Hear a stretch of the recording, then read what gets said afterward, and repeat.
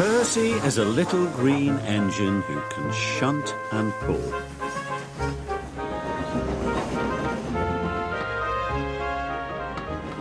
Percy's favourite job is carrying the mail. But sometimes Percy has so much to do he ends up running late. That evening, Percy arrived late at Brendam Docks. "You're late again, Percy," said the dock manager. "I will have to speak to the Fat Controller." Percy was upset. Percy returned to Tidmouth Sheds. The other engines were already asleep. Then Percy heard voices on the other side of the sheds. It was the Fat Controller, and he was talking to Percy's driver.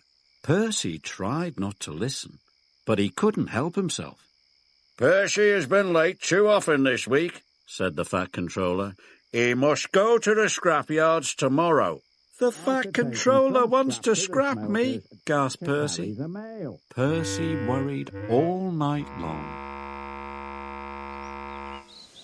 The next morning the sun shone and the birds sang, but Percy was too upset to notice. "The Fat Controller wants to scrap me," he cried, "and all because I was late." "The Fat Controller wouldn't scrap a really useful engine," said Thomas. "I'm going to be late," he cried. Percy wheeshed away. If he was on time, maybe the Fat Controller wouldn't send him to the scrapyards. Percy was to take some tar wagons to the workmen mending the roads. "Be careful," said his driver. "Tar is sticky stuff." But Percy wasn't being careful. He didn't see Gordon and the express until it was too late. The brake van passed Gordon, but the tar wagons didn't.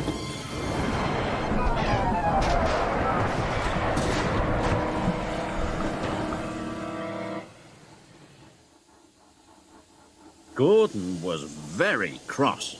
"Now look what you've done," he wheezed. "What will the Fat Controller say?"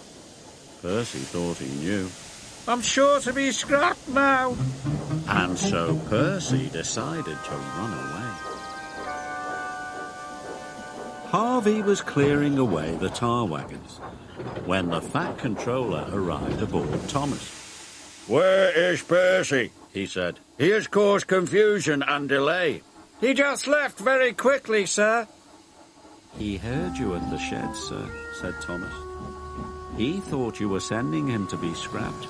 "I think I need a word with Percy," said the Fat Controller. "You must all help me find him."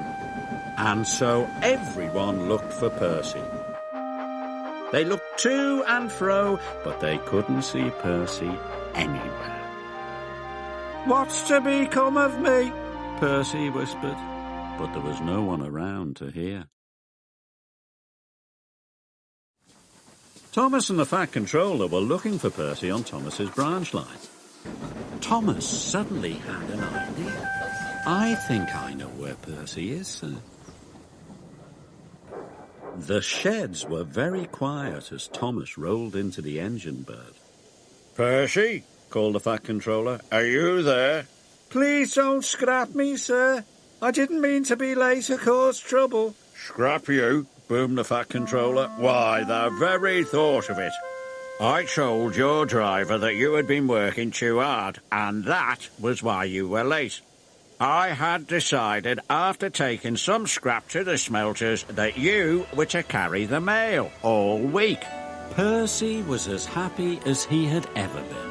"Do you really mean it, sir?" puffed Percy proudly. "The mail for a whole week? Thank you, sir." Percy couldn't stop himself tooting for joy. Thomas tooted too. It was good to have his friend back.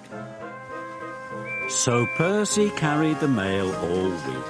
He wasn't late and he didn't make a mistake. Not one.